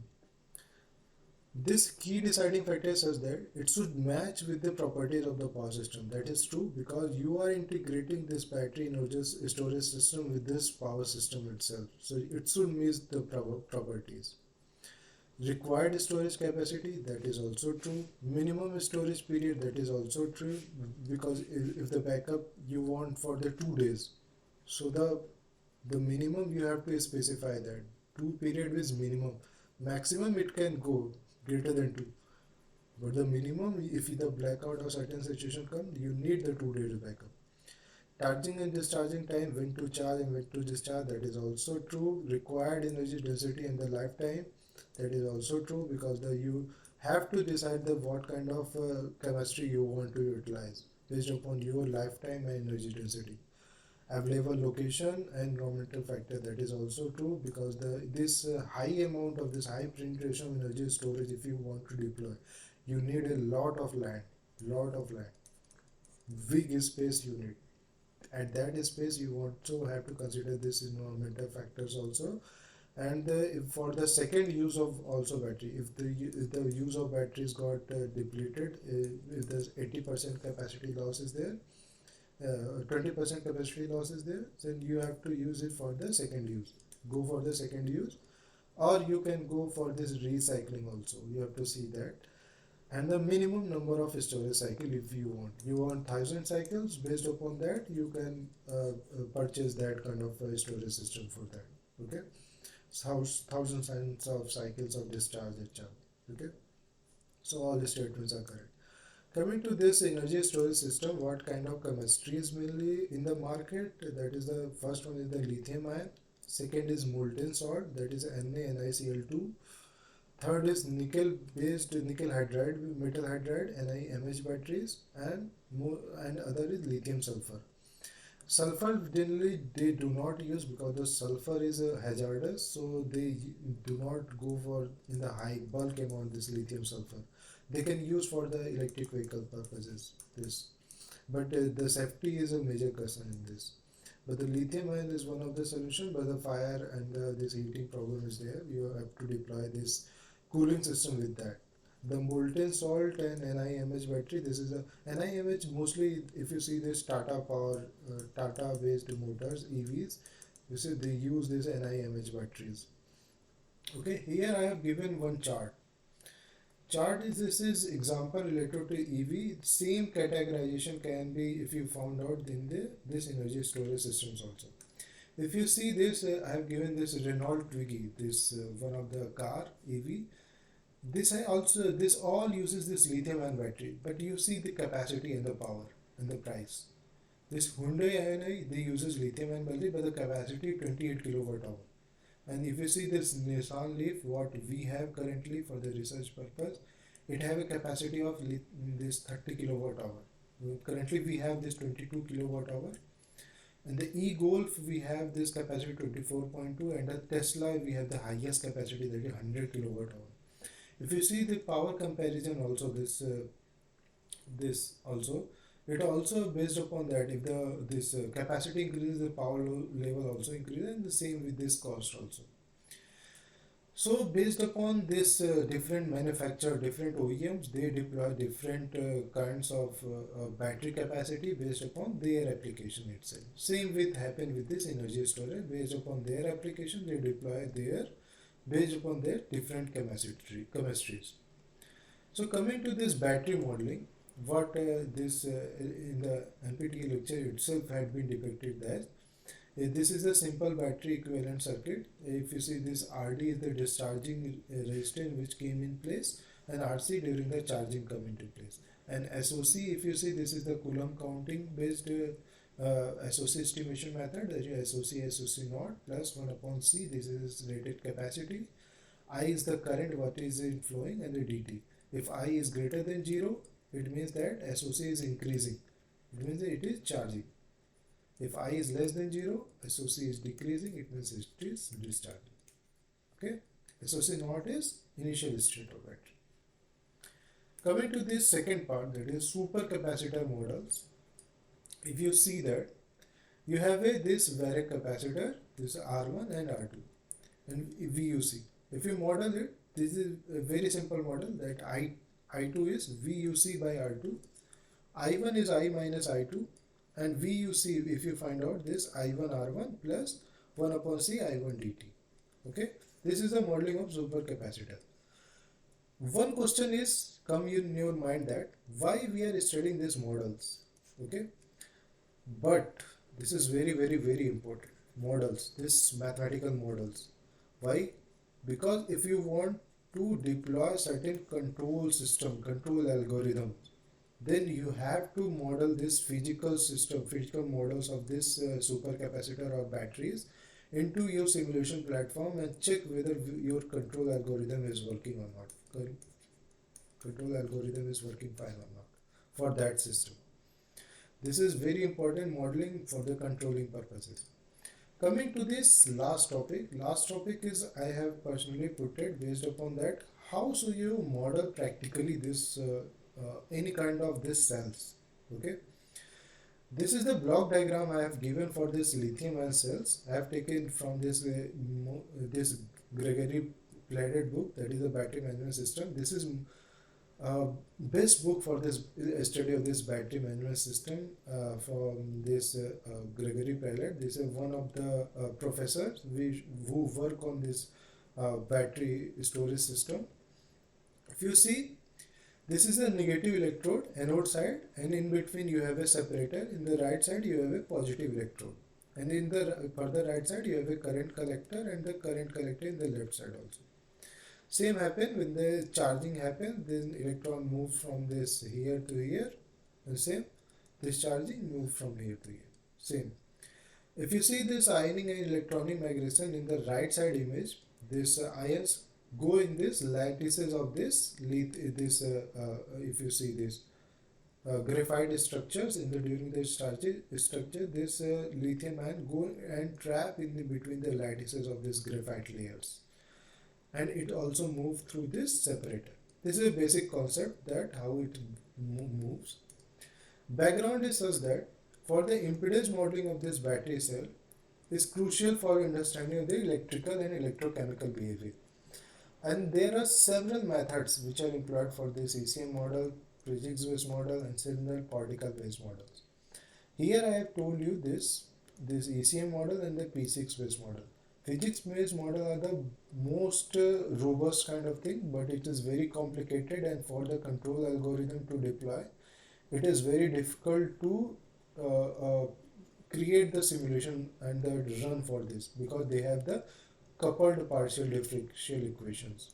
Okay, so mostly we use this ECM based model because it is simple and easily you can deploy. And this book, this pellet battery management system book, you can find the code also.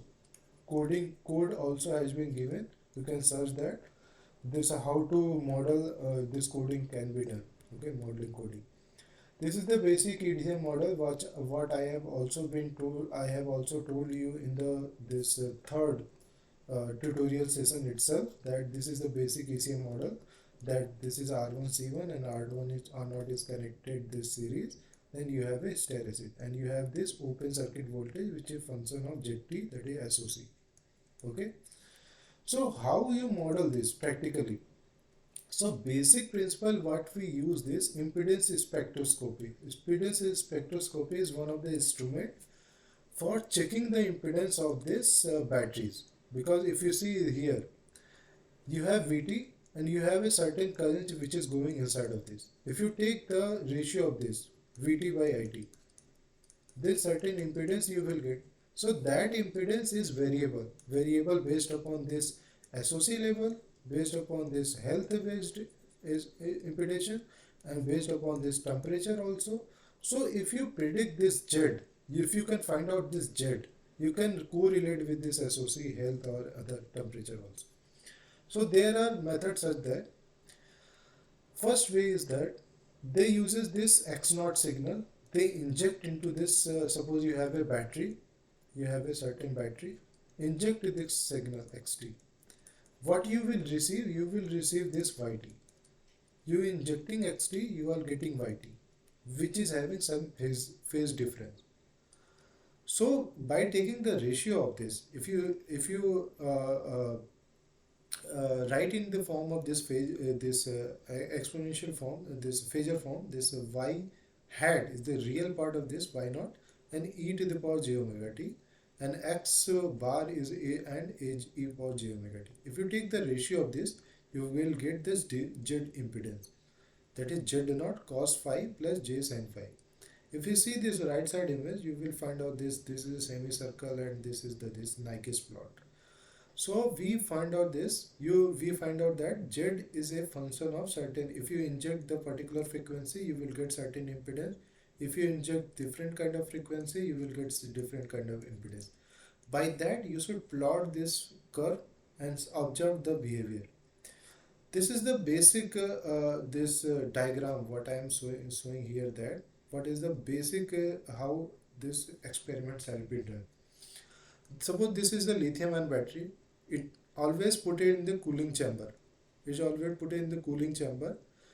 Then there is a electronic load which is employed, and after when the electronic load is employed, this charging and discharging of these batteries occurs, and that charging and discharging during the process, this Vi is being measured, Vi being measured, and that control and data processing has been done using certain controller. This is the EIS measurement system, that is the impedance, this electron impedance spectroscopy. If you see in the right below image, if you have a certain Nyquist criteria and you have a certain equivalent ECM model which is already deployed in your system itself. So you get one jet which is experimental, and what one jet is there which is theoretical, which is already there in your system. Always measure and try to compare this jet experimental with this jet theoretical. You will get certain error. After error minimization using least square based method, SLM based method, you will get the exact jet what is being replicated.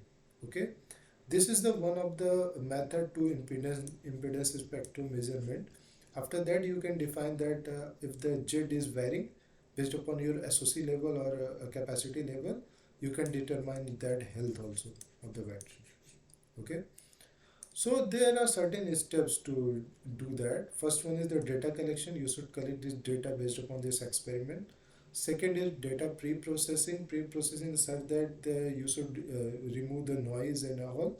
Initial visualization, that how you are getting this plots, Nyquist plot. Then you have this equivalent ECM model selection. How you will select that based upon that LSE least square method. Then circuit element, you have to depict that what Z, what R U will be there, what C will be there, whether it is in series connected system or it will be in the parallel kind of system. You have to do certain kind of study. Then fitting algorithm, then model validation, then extracted parameter, then interpolation. These are the certain steps how this the perfect ECM model can be done for these batteries. Okay, this is at a ground level. Okay, so that's all for this today's lecture. And what we have studied from the first lecture itself, that let's go through that. First we have studied this microgrid. What is microgrid? Then we went to this study this plug setting and the time setting. Then the further we have studied this certain protection issues were there.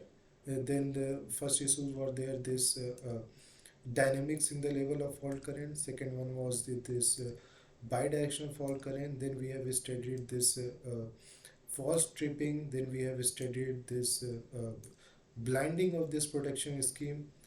Then we went to study this 4-bus distribution system, where we have studied this synchronous based DER will provide this 5 times of the rated current, and induction based DERs provide 2 times of rated current. Based upon that, you have to find out this what protection scheme you have to imply, adaptive protection scheme.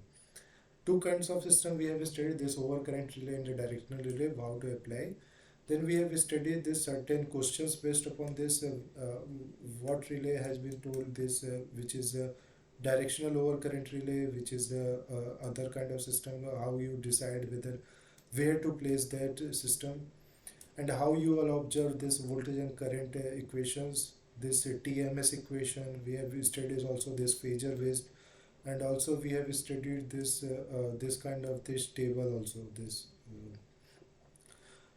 how decisions should be made, whether the fault is in front direction or the reverse direction. Then we have studied that if the primary relay fails, then the backup protection, how it will operate. Then the load modeling we have studied. Then we have studied certain kind of this storage system, uses of this storage system, that why we demanded it. Types of storage system we have studied, that what kind of system is there.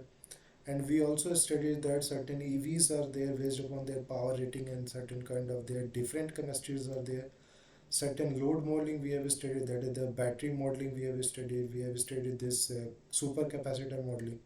Then we went to this block diagram, and then we studied this this ECM model. Then how the practically find out this impedance, and what are the instrument and what are the steps involved. Okay, So that's all for this today's lecture. Okay. If you have any doubt, you can open your mic and ask me. Otherwise, I will stop this lecture. If you have any doubt, you can ask me.